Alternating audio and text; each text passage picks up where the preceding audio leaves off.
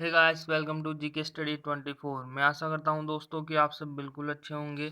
तो दोस्तों, जैसा कि आपने थंबनेल में देखा होगा कि हमने साइंस के हार्ड क्वेश्चन डिस्कस करने हैं। तो दोस्तों, आप इन क्वेश्चनों में अपने एग्जाम का लेवल और अपना लेवल जांच सकते हैं।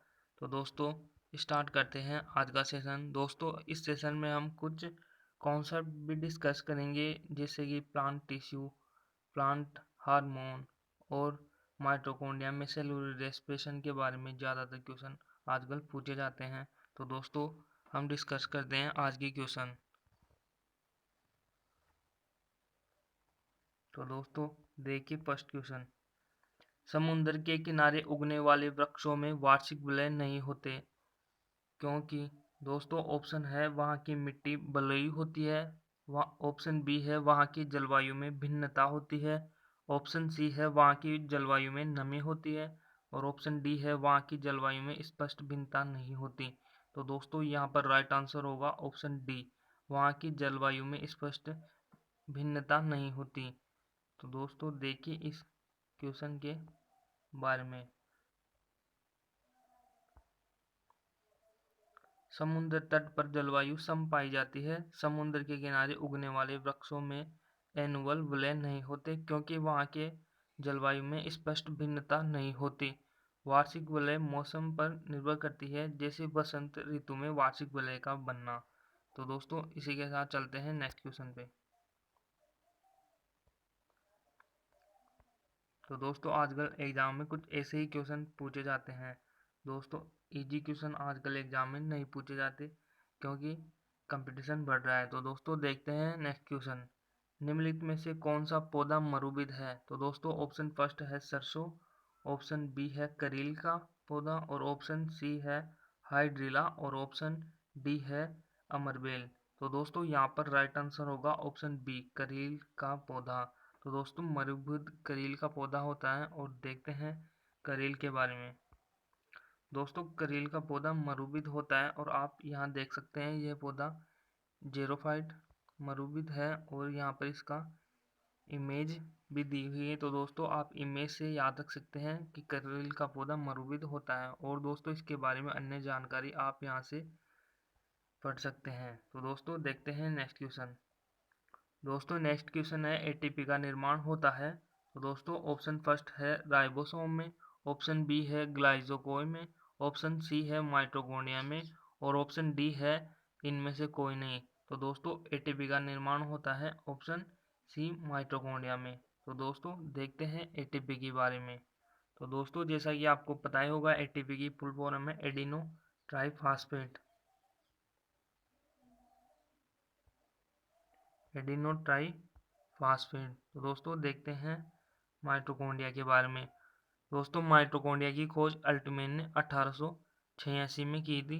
दोस्तों, ये एग्जाम में पूछा जाता है। इनमें एंजाइम द्वारा कोशिकीय शोषण होता है। दोस्तों, इसमें सेल्यूलर रेस्पिरेशन के द्वारा होता है, और जिससे ऊर्जा पैदा होती है। दोस्तों, जैसा कि आपको पता होगा कि माइटोकॉन्ड्रिया को पावर हाउस कहा जाता है। दोस्तों, यहाँ पर अणुओं की ऊर्जा में प्रयोग में ऊर्जा बदलती है, और एटीपी अणुओं में संग्रहित होती है। तो दोस्तों, इसके बारे में देखते हैं और फैक्ट।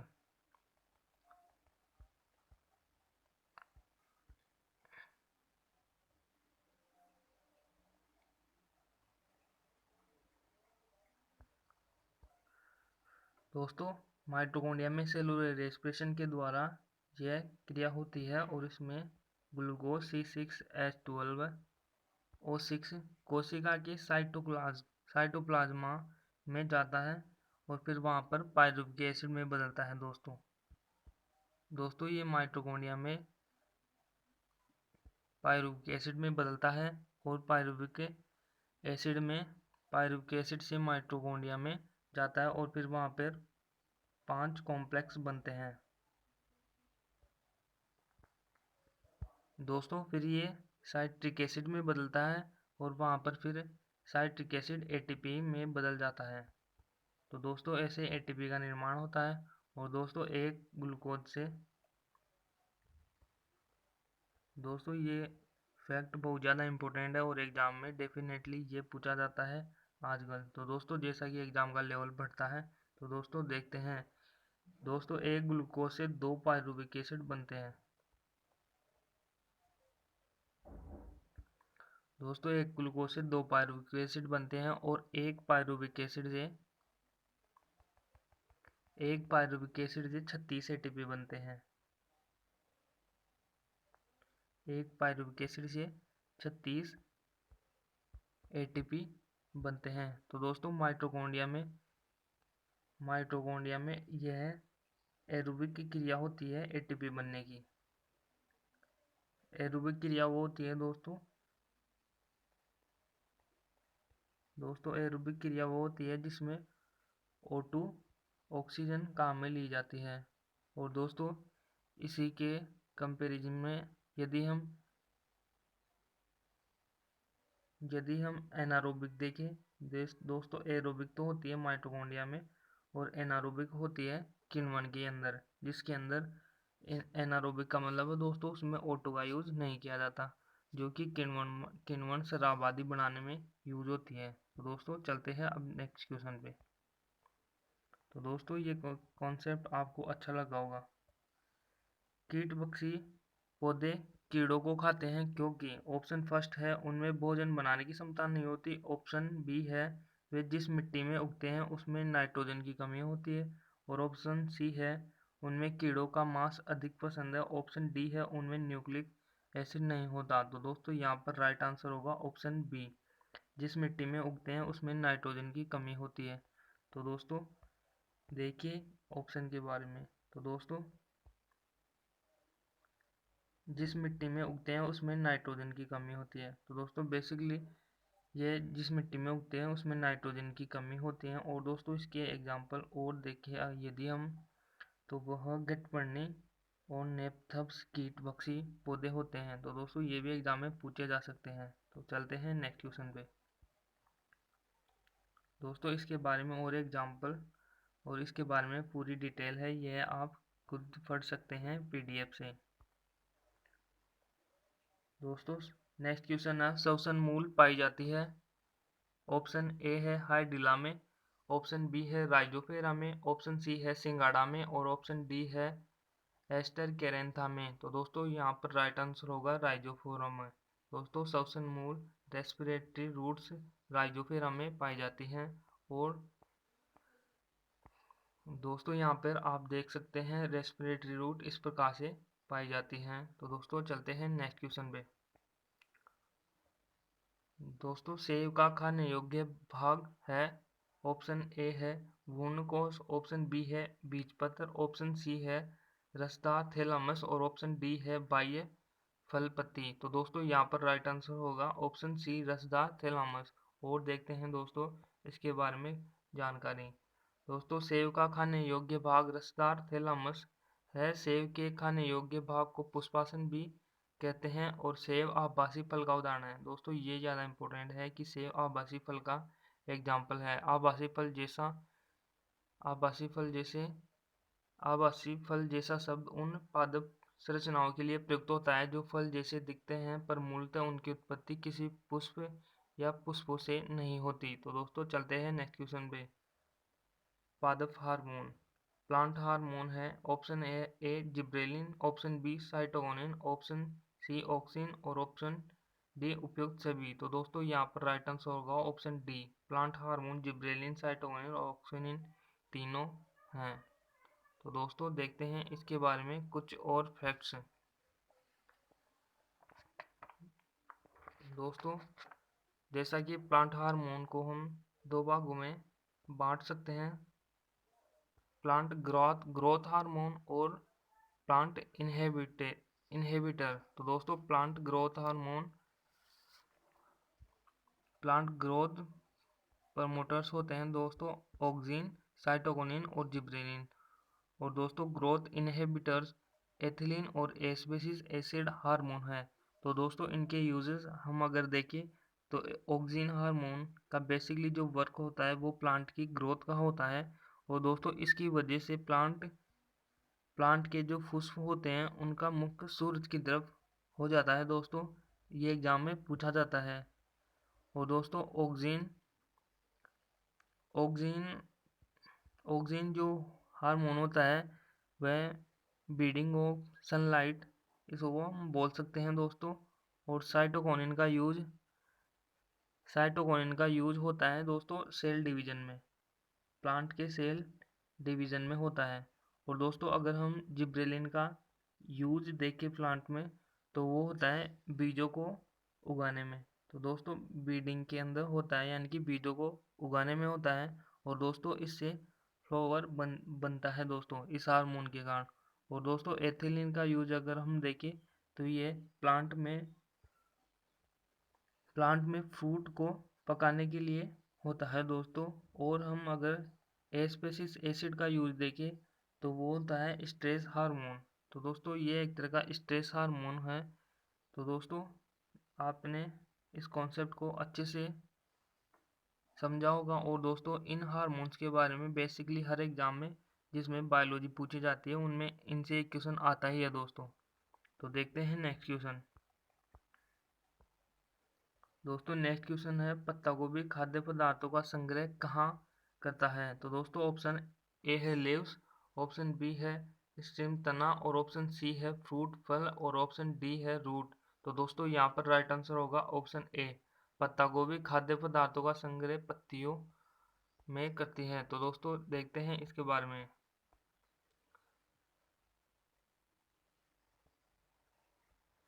बंद गोभी को भोजन संग्रहित करने की आवश्यकता नहीं होती, क्योंकि ये मौसमी पौधे होते हैं जो 4 से 6 माह में समाप्त हो जाते हैं। ये पौधे पत्तियों की सहायता से भोजन का उत्पादन करते हैं तथा कम समय के लिए उत्पादित भोजन को पत्तियों में संग्रहित कर लेते हैं।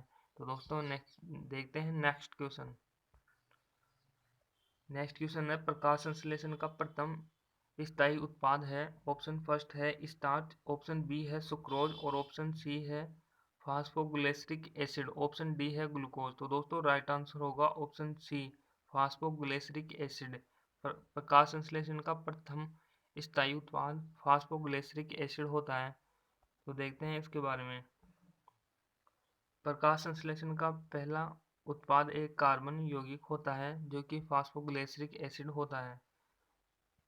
इसमें लगभग 2 अणु एक साथ मिलकर बनते हैं। तो दोस्तों देखते हैं नेक्स्ट क्वेश्चन। नेक्स्ट क्वेश्चन बहुत ज़्यादा इंपॉर्टेंट है दोस्तों। जब हम छुई मुई के पौधे की पत्तियों को छूते हैं तो पत्तियां बंद हो जाती हैं, इस गति को क्या कहा जाता है। तो दोस्तों ऑप्शन फर्स्ट है प्रकाश कुंज की गति, और निशा कुंचन की गति, और ऑप्शन सी है कंपन कुची गति, और ऑप्शन डी है रसायन अनकुची गति। तो दोस्तों राइट आंसर होगा ऑप्शन सी, कंपन कुची गति। तो दोस्तों देखते हैं इसके बारे में। इस प्रकार की पत्तियां कंपन कुची गति कहलाती हैं, और ये गतियां किसी विशेष क्षेत्र की सेलों को सुस्फीति के दबाव से कम होने पर उत्पन्न होती हैं। जल द्वारा यह बल सेल वॉल के भीतर सेल वैक्यूम्स और अन्य सेल कंटेनेंट पर प्रभावी होता है। तो दोस्तों चलते हैं नेक्स्ट क्वेश्चन पे। तो दोस्तों जैसा कि आप देख रहे होंगे यहाँ छूने से पहले और छूने के बाद।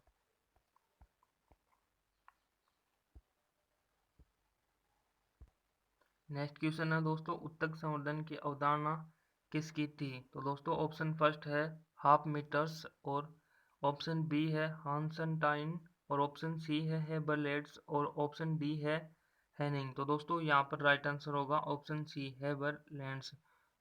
तो दोस्तों देखते हैं उत्तक संवर्धन के बारे में। दोस्तों 1885 में उत्तक संवर्धन के आधारभूत सिद्धांत को स्थापित करने का श्रेय बिल हेमलेस और रोकस को जाता है। यद्यपि सर्वप्रथम संभावित अलग उत्तक संवर्धन तथा पादप उत्तरदर संवर्धन की खोज ऑस्ट्रेलियन वनस्पति शास्त्री गार्टविल हेबलेट्स ने की थी। तो दोस्तों आपको ये ज़्यादा इम्पोर्टेंट है। और दोस्तों देखते हैं प्लांट टिश्यू के बारे में। दोस्तों डिस्कस करते हैं प्लांट टिश्यू के बारे में।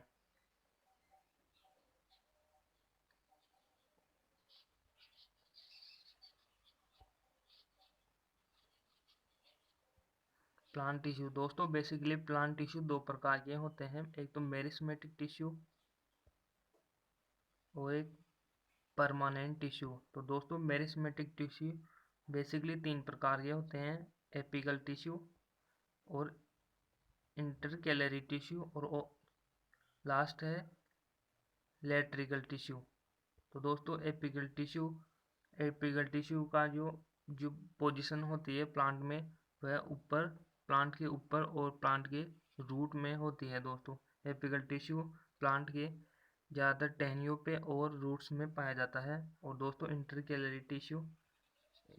इंटरकैलरी टिश्यू की पोजीशन प्लांट में पेड़ की शाखाएं बनती है इससे, और यह प्लांट की शाखाओं के बीच का जो गैप होता है उसमें इंटरकैलरी टिश्यू प्लांट में होता है दोस्तों। और लेट्रिकल टिश्यू होता है पौधे की गर्थ बढ़ाने में, यानी कि पौधे का जो बीच वाला तने का जो बड़ा भाग होता है उसमें लेट्रिकल टिश्यू होता है। और दोस्तों यदि हम परमानेंट टिश्यू की बात करें तो ये 2 प्रकार के होते हैं दोस्तों, सिंपल परमानेंट टिश्यू और कॉम्प्लेक्स परमानेंट टिश्यू। दोस्तों यदि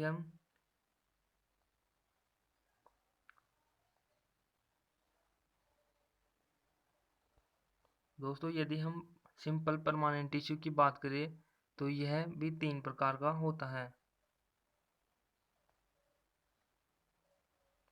दोस्तों सिंपल परमानेंट टिश्यू 3 प्रकार का होता है, पेरेन्काइमा टिश्यू और कोलेन्काइमा टिश्यू और तीसरा है स्केलेन्काइमा टिश्यू। तो दोस्तों पेरेन्काइमा टिश्यू का जो यूज होता है प्लांट में, वह प्लांट की पैकेजिंग का काम करता है दोस्तों, और प्लांट को स्ट्रॉन्ग बनाने में काम करता है दोस्तों।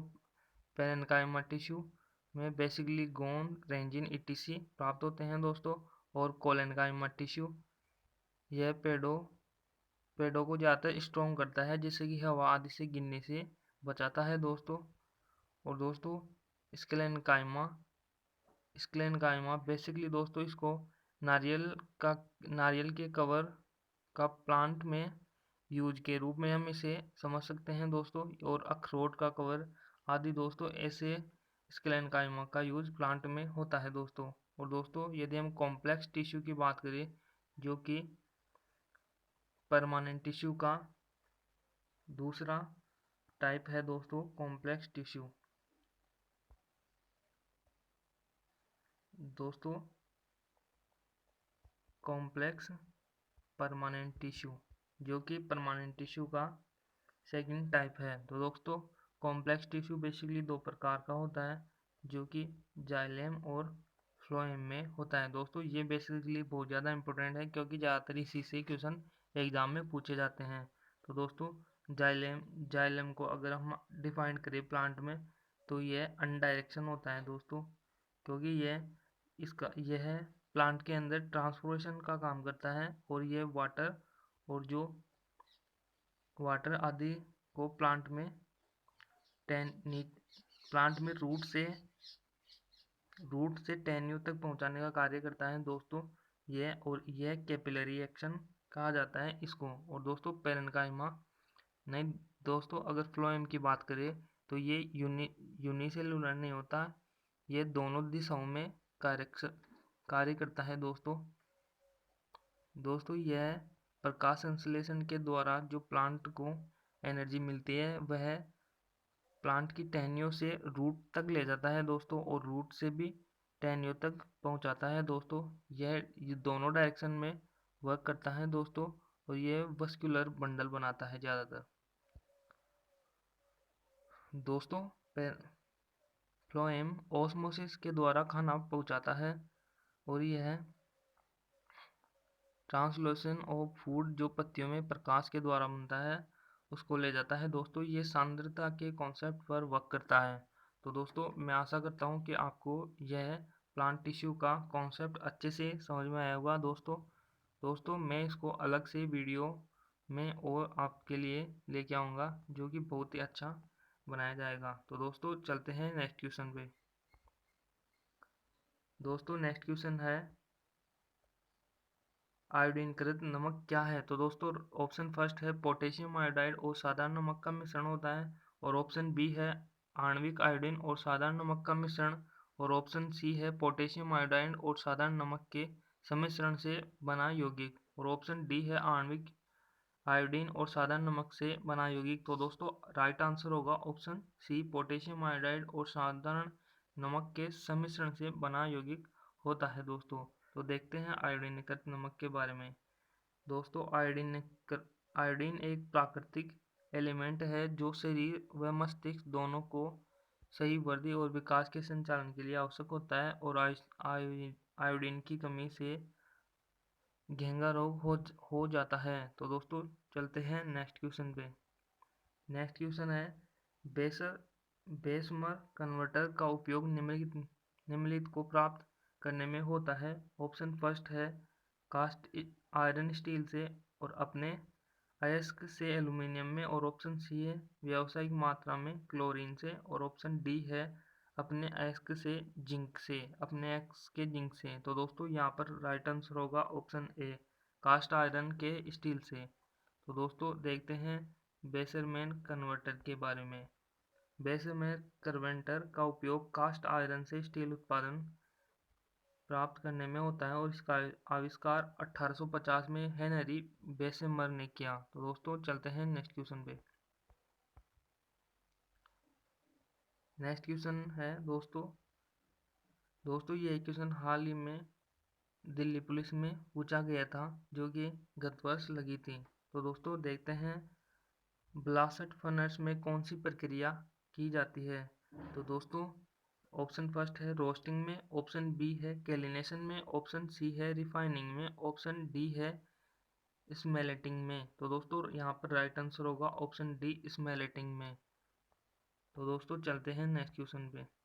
दोस्तों देखते हैं अयस्क को द्रव्यमान से ऊपर तापक्रम पर अकेला या किसी द्रव्यमान के साथ मिलाकर वात्या भट्ठी में गर्म करने की प्रक्रिया को द्रवणांक या प्रगलन कहते हैं। तो दोस्तों देखते हैं नेक्स्ट क्वेश्चन। श्वेत फास्फोरस को सदा रखा जाता है। ऑप्शन फर्स्ट बेंजीन में, ऑप्शन बी केरोसिन में, ऑप्शन सी ईथर में, और ऑप्शन डी जल में। तो दोस्तों राइट आंसर होगा ऑप्शन डी, श्वेत फास्फोरस को जल में रखा जाता है। तो दोस्तों देखते हैं श्वेत फास्फोरस के बारे में। श्वेत फास्फोरस को वायु के संपर्क में लाने पर स्वतः ही जल उठता है, और यह जल में अघुलनशील होता है, इसलिए इसे जल के अंदर डुबो के रखा जाता है। देखते हैं नेक्स्ट क्वेश्चन। नेक्स्ट क्वेश्चन है, एक गैस के निम्नलिखित गुणधर्म है। यह एक शक्तिशाली अभिक्रम है, और सेकंड है यह संक्रमण दूर करने के लिए प्रस्तुत होता है। तो दोस्तों इनमें से यह किस में होता है। ऑप्शन फर्स्ट है ammonia, option B chlorine, option C nitrogen, और ऑप्शन डी आयोडीन। तो दोस्तों राइट आंसर होगा क्लोरीन, ऑप्शन बी। तो दोस्तों देखते हैं क्लोरीन के बारे में। क्लोरीन एक शक्तिशाली अभिकर्मक है जिसका उपयोग पानी के संक्रमण को दूर करने के लिए किया जाता है। दोस्तों क्लोरीन का यूज बेसिकली पानी को साफ करने के लिए भी किया जाता है। देखते हैं नेक्स्ट क्वेश्चन। ब्लीचिंग पाउडर का प्रयोग एक अजीब सी दुर्गंध देता है, इस गंध का कारण है। Option A chlorine, option B carbon monoxide, option C bromine, और ऑप्शन डी अमोनिया। तो दोस्तों राइट आंसर होगा ऑप्शन ए क्लोरीन। देखते हैं क्लोरीन के बारे में। क्लोरीन गैस चूने के साथ प्रक्रिया कर ब्लीचिंग पाउडर का निर्माण करती है, और ब्लीचिंग पाउडर एक हल्के पीले रंग का चूर्ण होता है जिसमें क्लोरीन की गंध आती है। तो दोस्तों यह क्लोरीन और यह सल्फर लाइम और यहाँ पर ब्लीचिंग पाउडर बन जाती है और जल बाहर निकल जाता है। तो दोस्तों देखते हैं नेक्स्ट क्वेश्चन। दोस्तों नेक्स्ट क्वेश्चन बहुत ज़्यादा इजी है।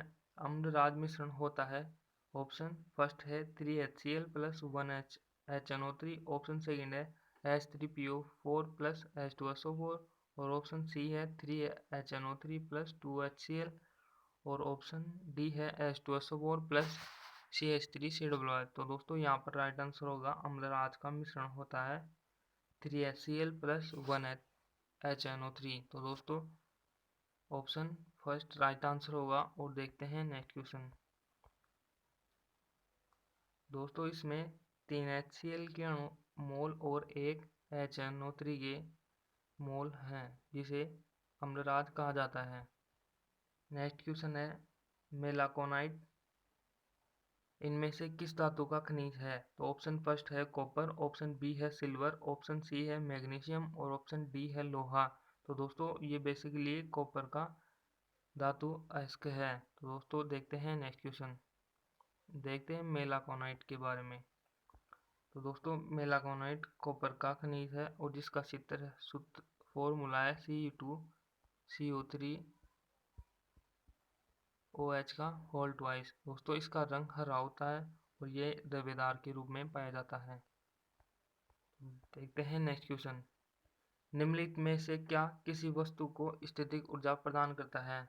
तो दोस्तों ऑप्शन है इसकी गति, ऑप्शन बी स्थिति, ऑप्शन सी त्वरण और ऑप्शन डी आकार। तो दोस्तों राइट आंसर होगा इट इज पोजीशन, स्थिति, ऑप्शन बी। स्थिति ऊर्जा प्रदान होती है कि दोस्तों किसके कारण? उसकी स्थिति के कारण। तो दोस्तों देखते हैं, स्थितिक ऊर्जा एक ऊर्जा के रूप में परिभाषित की जाती है जो किसी वस्तु में उसके स्थान के कारण संग्रहित होती है और विभिन्न प्रकार की स्थितिक ऊर्जा में गुरुत्वाकर्षण स्थितिक ऊर्जा इसके द्रव्यमान पर निर्भर करती है तथा अन्य वस्तु द्रव्यमान के केंद्र से इसकी दूरी जो कि सेंटर मास पॉइंट के नाम होती है और अन्य स्थितिक ऊर्जा विद्युत स्थितिक ऊर्जा शामिल होती है। तो दोस्तों चलते हैं नेक्स्ट क्वेश्चन पे। नेक्स्ट क्वेश्चन है, एक झूलते हुए पेंडुलम के संदर्भ में निम्न कथनों में से सही है जब निचले स्तर पर आग के बीच होता है? दोस्तों यहाँ पर पेंडुलम की बात की गई है। जैसा कि दोस्तों ये पेंडुलम है, दोस्तों ये यहाँ की बात की गई है क्वेश्चन में कि निचले स्तर पर निचले स्तर पर। तो दोस्तों अब देखते हैं ऑप्शन फर्स्ट, इसमें अधिकतम गतिज ऊर्जा और न्यूनतम स्थितिज ऊर्जा होती है। दोस्तों यह पेंडुलम निचले स्तर पर है तो यहाँ की बात की गई है। ऑप्शन बी में कहा गया है इसमें अधिकतम स्थितिज ऊर्जा और न्यूनतम गतिज ऊर्जा होती है और ऑप्शन सी में कहा गया है कि इसमें न्यूनतम गतिज ऊर्जा होती है और ऑप्शन डी में इसमें शून्य ऊर्जा होती है। तो दोस्तों यहाँ पर राइट आंसर होगा ऑप्शन ए। दोस्तों इस पॉइंट पर अधिकतम काइनेटिक एनर्जी जो कि गतिज ऊर्जा है और अधिकतम न्यूनतम स्थितिज ऊर्जा है। तो दोस्तों राइट आंसर होगा ऑप्शन ए, अधिकतम काइनेटिक एनर्जी और न्यूनतम पोटेंशियल एनर्जी। तो दोस्तों चलते हैं नेक्स्ट क्वेश्चन पे, देखते हैं इसके बारे में और कुछ जानकारी। झूलते पेंडुलम को अपनी गति निम्नतम बिंदु पर और गतिज ऊर्जा अधिकतम होती है और गुरुत्वाकर्षण स्थितिज ऊर्जा न्यूनतम होती है। अपनी गति के उच्चतम बिंदु पर गतिज ऊर्जा न्यूनतम और गुरुत्वाकर्षण स्थितिज ऊर्जा अधिकतम होती है। देखते हैं नेक्स्ट क्वेश्चन। दोस्तों नेक्स्ट क्वेश्चन, सापेक्षिकता का सिद्धांत किसने दिया? ऑप्शन फर्स्ट है Isaac Newton, option B Archimedes, option C Albert Einstein और ऑप्शन डी गैलीलियो। तो दोस्तों राइट आंसर होगा अल्बर्ट आइंस्टीन। तो दोस्तों सापेक्षिकता का सिद्धांत अल्बर्ट आइंस्टीन ने दिया था जो कि थ्योरी ऑफ रिलेटिविटी के नाम से जानी जाती है और इनको 1921 में नोबेल पुरस्कार दिया गया। दोस्तों नेक्स्ट क्वेश्चन है, कौन आवेग की इकाई है? तो दोस्तों ऑप्शन फर्स्ट है newton, option B newton second और option C newton per second और option D newton second square. तो दोस्तों आवेग देखते हैं आवेग के बारे में। तो दोस्तों आवेग का बेसिकली जो फॉर्मूला होता है वो होता है फोर्स इनटू टाइम। तो दोस्तों फोर्स की यूनिट होती है न्यूटन और टाइम की यूनिट होती है सेकंड। तो दोस्तों आवेग की इकाई हो जाएगी यहाँ पे न्यूटन सेकंड। तो दोस्तों देखते हैं नेक्स्ट क्वेश्चन। दोस्तों नेक्स्ट क्वेश्चन है, लंबाई मापने के लिए निम्न में किस इकाई का उपयोग नहीं किया जाता? तो दोस्तों ऑप्शन फर्स्ट है astronomical unit, option B light year, option C parsec और ऑप्शन डी है स्लेव। तो दोस्तों यहाँ पर ऑप्शन डी का कहीं से भी इनसे लिंक नहीं हो रहा जो कि दूरी मापने या लंबाई मापने के लिए किया जाता है। तो दोस्तों यहाँ पर राइट आंसर होगा स्लेग, जो कि इसमें दूरी मापने या लंबाई मापने में इसका यूज नहीं होता जबकि इन तीनों का होता है। तो दोस्तों देखते हैं नेक्स्ट। दोस्तों देखते हैं नेक्स्ट क्वेश्चन। तो दोस्तों आज का सेशन यहीं ख़त्म करते हैं और आप हमारे चैनल को सब्सक्राइब कीजिए और अपने दोस्तों से शेयर कीजिए और इसे ज़्यादा से ज़्यादा लाइक कीजिए।